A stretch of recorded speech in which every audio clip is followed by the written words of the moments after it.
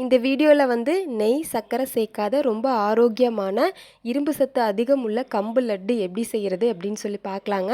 அதுக்காக ஒரு கடாய் வச்சுருக்கேன். கடாய் நல்லா சூடான உடனே அதில் வந்து அரை கப் அளவுக்கு வந்து பொட்டுக்கடலை எடுத்திருக்கேங்க. இந்த மாதிரி கப்பில் தான் நான் எல்லாமே எடுத்திருக்கேன். இது கூடவே 2 ஏலக்காய் சேர்த்துட்டு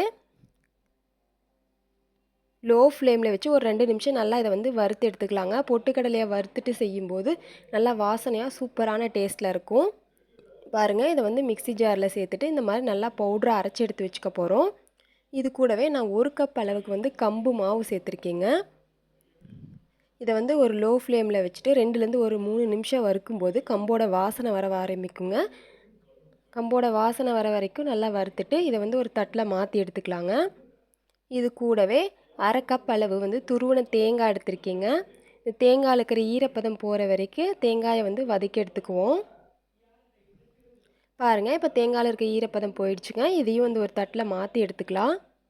நான் இனிப்புக்காக வந்து அரை கப் அளவு வந்து வெல்லம் எடுத்திருக்கேங்க.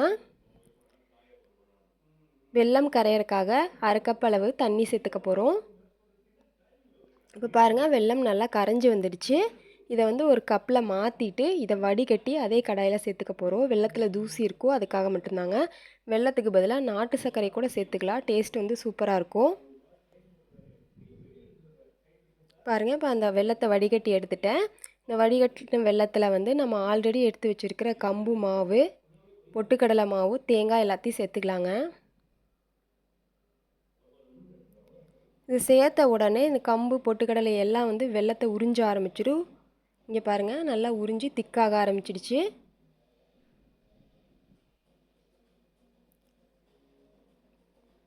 இந்த ஸ்டேஜில் வந்து நம்ம ஒரு தட்டில் மாற்றிக்கலாங்க.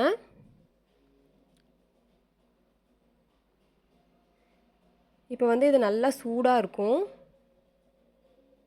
இதை வந்து கொஞ்சமாக ஆற வச்சு எடுத்துக்கலாங்க, கை பொறுக்கிற பதம் வர வரைக்கும். இப்போ பாருங்கள், கை பொறுக்கிற அளவுக்கு வந்துடுச்சுங்க. இதை அப்படியே எடுத்து லட்டு மாதிரி உருட்டி எடுத்துக்கலாம். அவ்வளோதாங்க, சூப்பரான டேஸ்ட்டில் வந்து கம்பு லட்டு ரெடி ஆயிடுச்சு. கம்பில் அதிகமான இரும்பு சத்து இருக்குங்க. ஸ்கூல் விட்டு வர குழந்தைகளுக்கு இல்லை வீட்டில் இருக்க பெரியவங்களுக்கு வந்து இந்த மாதிரி நெய் சர்க்கரை சேர்க்காத ரொம்ப ஆரோக்கியமான ஒரு ஸ்வீட் வந்து ரெடி பண்ணி கொடுக்கலாங்க. கம்பை வந்து அப்படியே லட்டு மாதிரி பிடிச்சு கொடுத்தோன்னா சாப்பிட மாட்டாங்க. இதில் வந்து பொட்டுக்கடலை தேங்காயெல்லாம் சேர்த்துருக்கறனால இதனோட டேஸ்ட் வந்து சூப்பராக இருக்குங்க. இதை வந்து விரும்பி சாப்பிடுவாங்க குழந்தைங்க. அவ்வளோதாங்க, கம்பு லட்டு வந்து சூப்பராக ரெடி ஆயிடுச்சு.